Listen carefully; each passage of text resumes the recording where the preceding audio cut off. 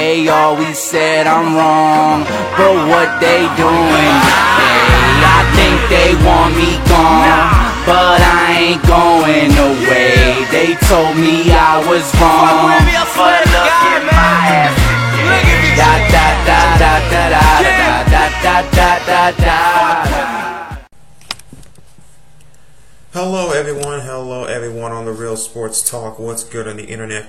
What is good in life? I'm Akeem Balaam, aka LI495. So after being on a 2-week hiatus, after wrapping up Olympic coverage here on TRST, I decided to once again come back with yet another edition of 10 Minutes on the Clock, backed by, I guess you can say, partially popular demand. So let's get right into it. And the biggest story perhaps of this week in sports was Lance Armstrong. Believe it or not, Lance Armstrong was stripped of his 7 Tour de France titles, and it looks like that he's going to be banned from the sport of cycling altogether. Huh?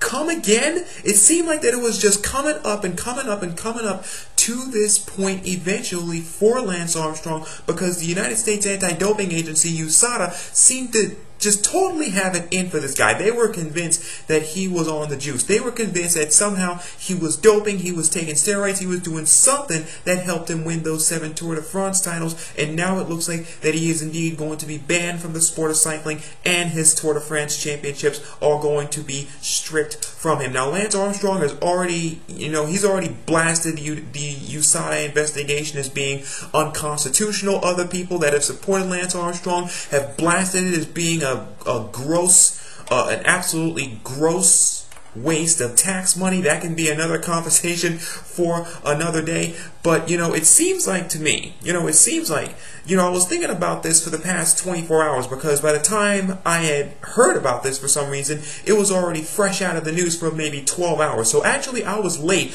by 12 hours hearing about this news, and then I started thinking, you know what? There are 2 sides to this Lance Armstrong story. Number one, you can take the side of Lance Armstrong, who I believe most people are taking the side of you know what? There's no positive test. There's no positive test out there for Lance Armstrong. He's never been booked on taking steroids unless somehow, he was using some kind of masking agents or something, because dopers do use that. They do use those kind of masking drugs that allow them, to pass drug tests, even if they're taking cream and clear and whatever, testosterone and stanozolone or whatever it's called, until their butts get sore. So, there's those kinds of things that they can take, and then you have on the other side that says, okay, Lance cheated, Lance doped, the cancer story, the Live Strong, all that's just a bunch of BS now. All that's gone. It's a fall from grace. It was a money-making scheme all along, and it was the biggest con job, one of the biggest con jobs ever perfected in the history of sports by an American athlete that Lance Armstrong just did on us. So there are definitely 2 sides to it. I think most people are taking the side of Lance Armstrong. They're probably saying, but the detractors of that are probably saying, hey, there's no positive test for Lance Armstrong,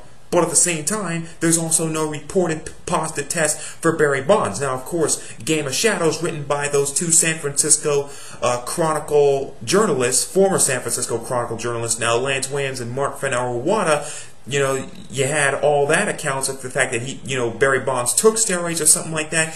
But there's no actual positive test. Maybe there is a positive test, but at least not that we know of coming from Barry Bonds. So there are some people that are saying, okay, no positive test for Lance, but also no positive test for Barry Bonds. So that's just some thoughts that I got on the Lance Armstrong stuff. Talk about a fall from grace, that some people are actually turning on him, but I'm pretty sure he's still going to have the supporters, and I'm pretty sure that because of the fact that he was able to win his battle, that he actually beat cancer. He's a cancer survivor, and then went on to win those Tour de France championships. He's still going to have a lot of people in his corner, and maybe the cancer stuff is why he still has a lot of people in his corner. Moving on to this Adrian Gonzalez Red Sox blockbuster deal. It looks like Adrian Gonzalez, Carl Crawford, Josh Beckett, and a lot of other guys, they're going to be going to the Red Sox, clearing waivers if these indeed go through, and if everybody indeed passes their physical, because I believe Beckett is the only one that still hasn't passed his physical.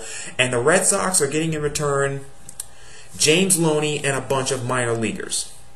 Who would have thought that we'd be talking about the Boston Red Sox? The mighty Boston Red Sox, who are one of the U.S. mints of baseball. They print money out of their collective backsides. Who would have thought that we would be actually talking about them as being in rebuilding mode? But that's what we're doing. That's what we're talking about. We're talking about the Red Sox actually being a rebuilding team. They're out of the playoff race. They're out of the wild card race. They're far behind the Yankees and the Rays and even the Baltimore Orioles of all teams in the National League East. And I believe that they have a record of under 500, which is peculiar for a Red Sox team. But that's the kind of things that happen when you have infighting in the clubhouse between players and managers. You got players reportedly going to Red Sox ownership complaining about Bobby Valentine. So there's just a lot of consternation in Red Sox Nation about this team and about this manager. A lot of people after that first week, in particular after that Yankee series back in April, a lot of people wanted Bobby Valentine canned and shipped in a box back to Japan at that time, and now Bobby Valentine isn't all that much popular in Red Sox Nation. So it looks like that, with them trading all these guys, we're actually talking about the Red Sox as being sellers. We were talking about them being sellers at the deadline, and we're talking about them being sellers as now all these guys have cleared waivers, and now the Dodgers are trying to make moves on the Giants and also on the rest of the National League, which, believe it or not, it's actually the Washington Nationals and the Cincinnati Reds who look like World Series contenders. The Washington Nationals and the Cincinnati Reds, World Series contenders. Astounding how baseball works sometimes. So that's just some stuff that I got on this proposed blockbuster trade between the Red Sox and the Dodgers.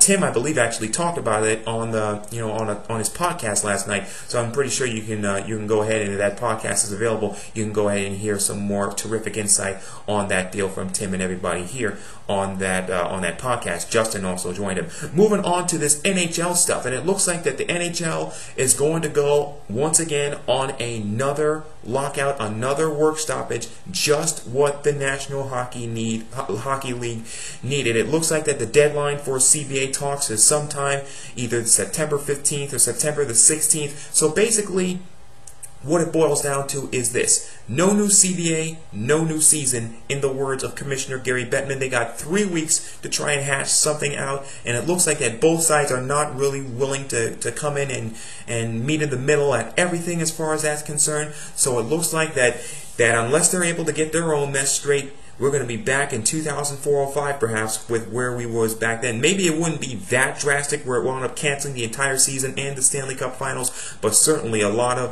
there's certainly reason for hockey fans to start biting their nails like this and start thinking, you know what, there may not be a hockey season.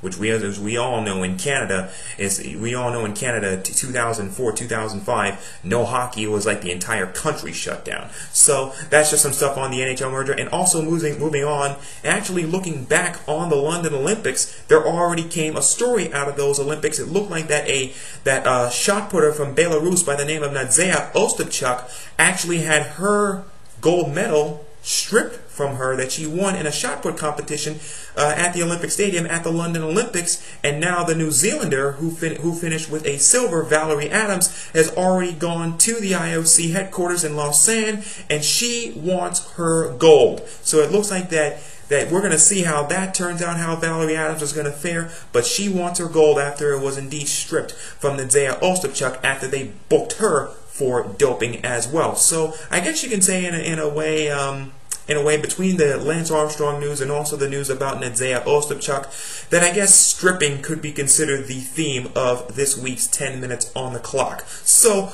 rate, comment, react, reply, add, and subscribe. Once again, look forward to reading your comments. I'm just one guy talking about nothing. Once again, shout out to everybody, Tim, Cody, Justin, everybody at TRST, and of course, all the loyal fans who watch our videos, read our columns on the Real Sports Talk, and definitely keep up with all of our coverage, and certainly more, of course, coming on the way with NFL season coming up, not to mention baseball pennant races. Keep it locked on TRST for the best sports coverage anywhere. So until next time, I'm just one guy talking about nothing. Akeem Balaam, LI495, 10 Minutes on the Clock, Real Sports Talk. See you on the internet someplace. a little place around the corner from fear. Be there